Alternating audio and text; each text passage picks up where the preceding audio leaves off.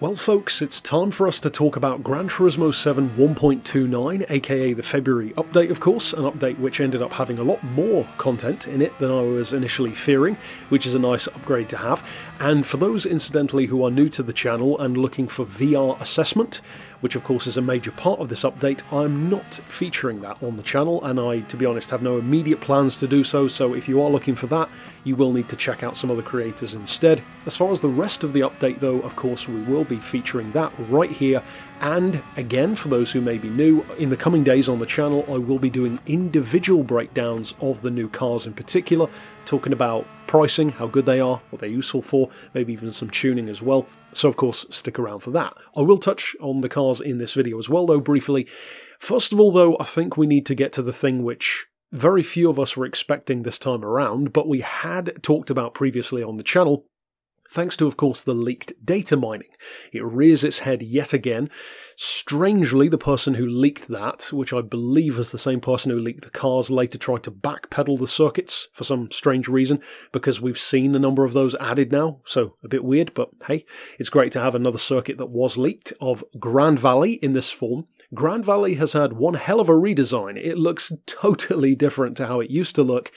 Initially, it seemed from the trailer, with no other, track layouts to go by, that it was going to be maybe a new layout of Gran Valley. It isn't. It's a remake, and much like Deep Forest and Trial Mountain, it's a reimagining of the circuit, except a way more drastic reimagining than either of even those were. Trial Mountain is pretty close to what it was. Deep Forest is changed quite a bit, but it still has that same overall vibe and a lot of the same landmarks. Gran Valley is very different. Very, very different. I will say it's going to take me a while to decide whether or not I prefer this version or the original, because I do like the original quite a bit. This one definitely feels bigger though. There's more of a feeling of space, it's wider, more open, feels more real world, which I'm sure is what they were going for. And I mean, it's always great to have a new proper track. As I mentioned, of course, in a few videos ago, I was expecting, as many others were too, for the new Nürburgring variation of the GP course to be maybe the only track to come in this update, but this is one hell of an upgrade. 4 different variations, a number of events, of course, track experience as well, and there are different times of day also. Aside from Gran Valley, which of course I will be featuring again in some of those car reviews and other videos on the channel anyway, which my overall thoughts, I guess, are that it feels great. It takes some getting used to because of the different visuals. For those who are completely new to Gran Valley, maybe if you never played Gran Turismo, 4, 5, 6, I'm sure you'll be able to slot right into it because you don't have anything to compare it to. For those of us who have been playing Gran Turismo for longer, I would definitely love to hear your thoughts down below, because it keeps the spirit of the track, but like I said, it's very, very different in terms of actually driving on it.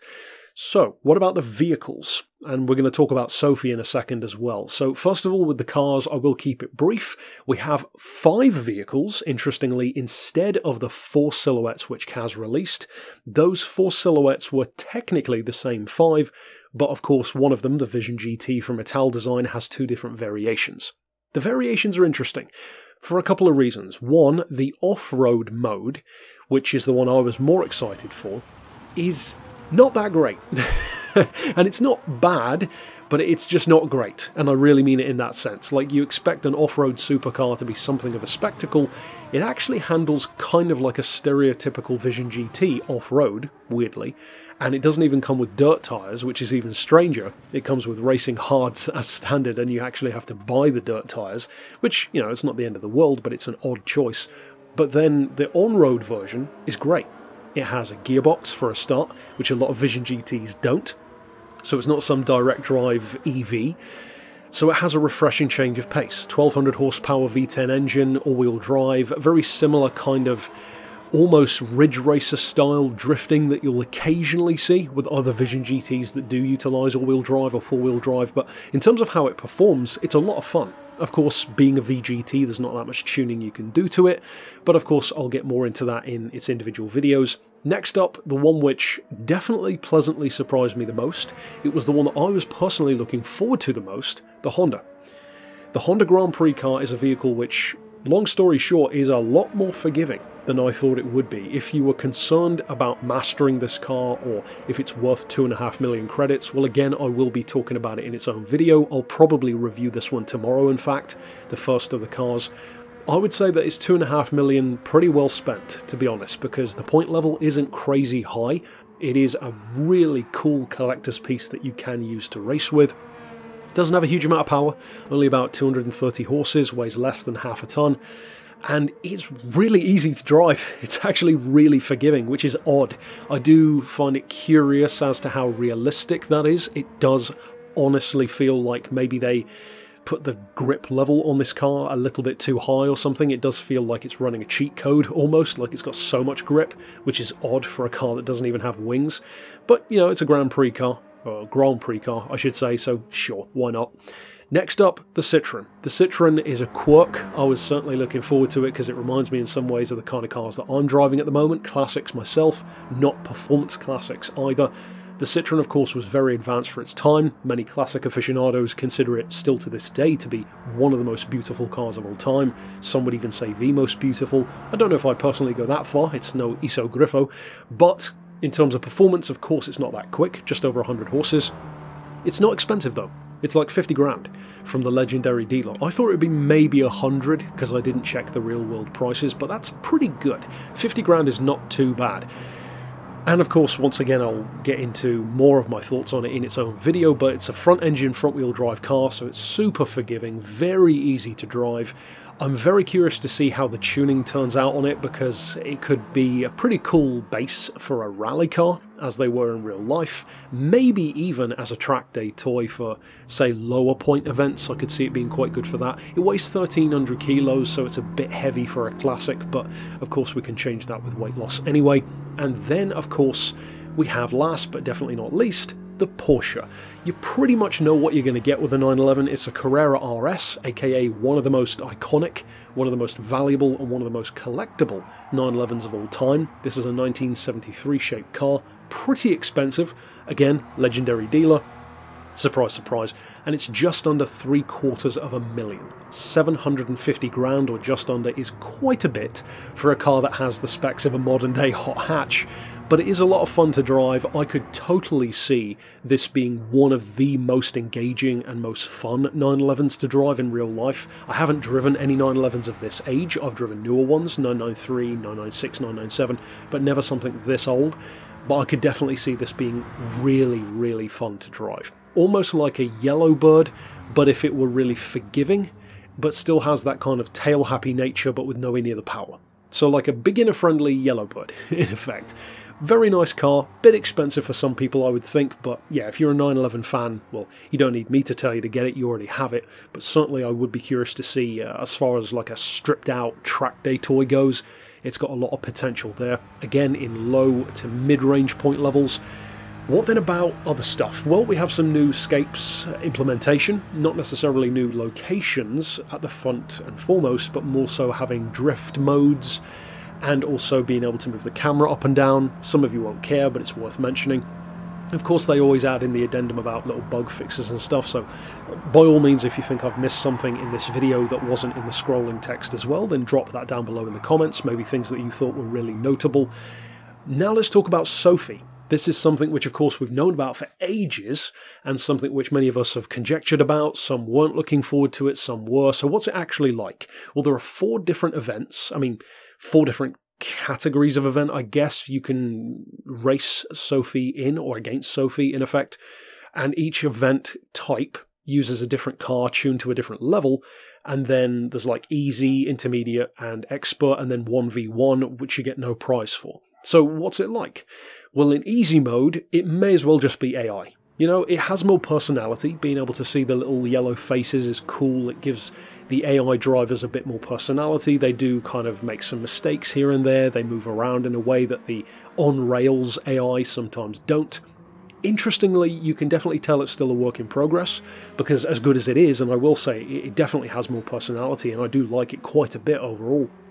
But I will say that the way it's programmed, at least for the moment, seems to make Sophy, or seems to cause Sophy to make some mistakes. So it'll quite easily lose control. or like overcorrect and end up spinning itself out, which is realistic, I guess, because the game driving perfectly all the time does get pretty boring, because you could drive slow but perfectly technically. The 1v1 is an interesting one, because the 1v1 is more so about lap times. You just happen to be against another car, so you have to win, but you're also trying to do it in the lowest possible time against your friends. The problem with it, and the good thing about it not having a prize associated, is it's actually really easy to win, because all you need to do is box them out. That's exactly what I did to test it out on this run. Got in front of him in the Cayman, stayed in front, and like I said, it caused Sophy to make that overcorrection and spin out, giving me a 10-second lead, and Sophy definitely caught up, so it is quick, and I definitely wasn't on form, because part of me wanted to kind of drive a bit erratically, especially in the Corvette event, which I did. So the first run that I did, I was throwing the car around, drifting a bit, kind of blocking them off, bumping into the cars, see how they'd react. And they react pretty well, they dodge quite well. I would say that the single biggest difference that I've noticed so far with how Sophy reacts to you specifically in your line is that Sophy definitely goes for the undertake a lot more. Because typically the AI doesn't really go for the undertake that often, unless you really overcook it and go super wide on a corner, whereas in this mode, it actively looks to undertake you and really cut you off and get ahead of you, which is cool because it makes you think more defensively and makes you almost sacrifice the right racing line to have a more defensive racing line. So you do have to choose between whether you want the best possible lap or whether you want to drive in a way that's going to keep first place. So for me, for example, I found that having a dual strategy was quite good, especially in the higher levels. Initially, drive as if you're gunning for first place, and then as you get ahead of each car, especially like the top three, then at least for a few seconds to maybe a minute, or maybe not a minute, that's quite a while, but then drive defensively so that they can't regain the position. And basically just work your way up the ranks in that kind of way. But ultimately, I think it shows a lot of promise. It has a lot more personality, which is definitely the most fun thing about it, because it actually makes the AI seem more real. You know, it still isn't, but it certainly seems it. And if nothing else, it does make events more interesting, so we'll have to see how that pans out. I'm definitely looking forward to it because the AI in Gran Turismo, as with many racing games, has always been a point of critique. I mean, it's going to be, it can't make real-world decisions, it can only do what it's programmed to do, whereas this does feel more fluid. It feels more like Sophy can make some of its own decisions, rather than just being, as I said, on rails. So ultimately, those are the biggest pointers that I wanted to touch on in this particular video, and in my overarching thoughts. As I said, I am going to talk about each of the cars in a much more in-depth way. I think I might do a dual review for the Vision GTs, since they are basically the same thing, just one is more set up for off-road and one isn't. There's not really any need to make it into two videos, I don't think. I reserve the right to change that, of course, but I doubt that I will be. So, of course, add your thoughts down below. Are you happy with the update? If you do want to talk about VR, I have no issue with that, of course. Drop that down below as well, your thoughts on it. If you've been using VR all the time, I could certainly see some people really getting into it.